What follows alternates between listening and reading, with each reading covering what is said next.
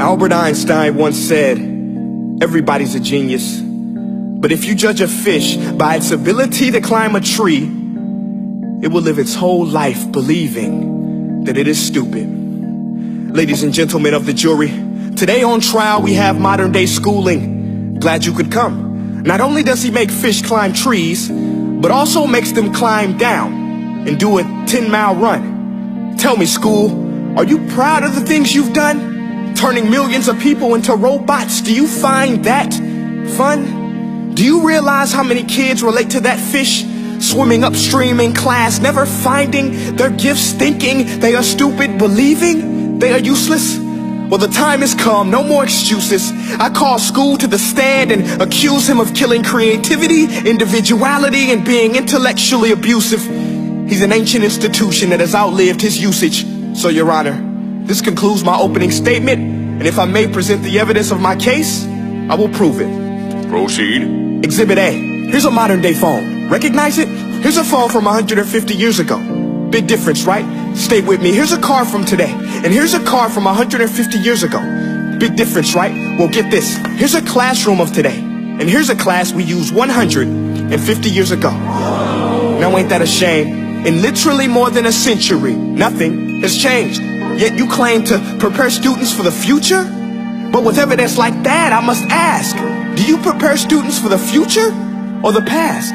I did a background check on you and let the record show that you were made to train people to work in factories, which explains why you put students in straight rows, nice and neat, tell them sit still, raise your hand if you want to speak, give them a short break to eat, and for 8 hours a day tell them what to think. Oh, and make them compete to get an A letter which determines product quality, hence grade A of meat. I get it. Back then, times were different. We all have a past. I myself am no Gandhi.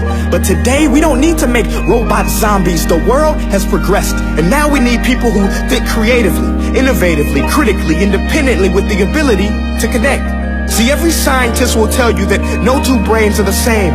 And every parent with 2 or more children will confirm that claim.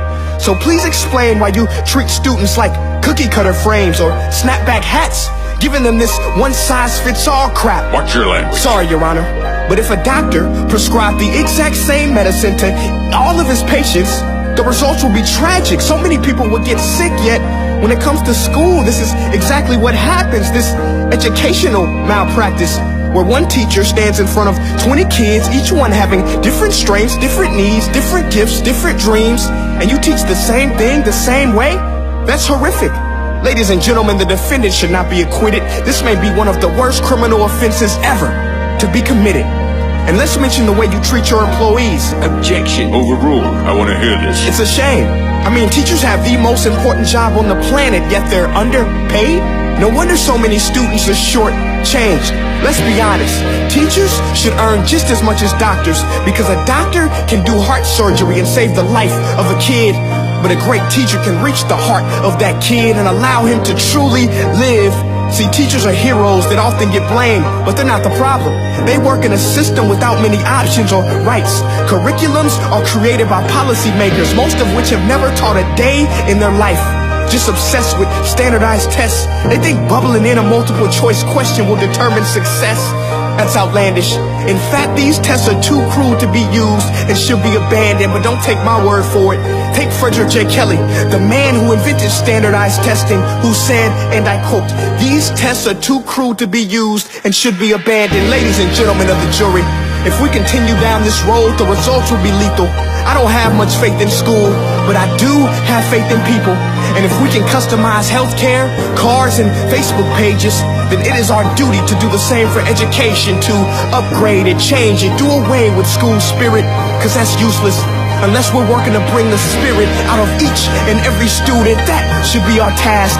No more Common Core. Instead, let's reach the core of every heart in every class. Sure, math is important, but no more than art or dance. Let's give every gift an equal chance. I know this sounds like a dream, but countries like Finland are doing impressive things.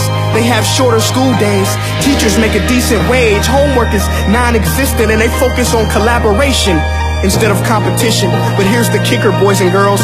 Their educational system outperforms every other country in the world. Other places like Singapore are succeeding rapidly. Schools like Montessori, programs like Khan Academy. There is no single solution, but let's get moving. Because while students may be 20% of our population, they are 100% of our future. So let's attend to their dreams, and there's no telling what we can achieve. This is a world in which I believe, a world where fish are no longer forced to climb trees. I'll rest my case.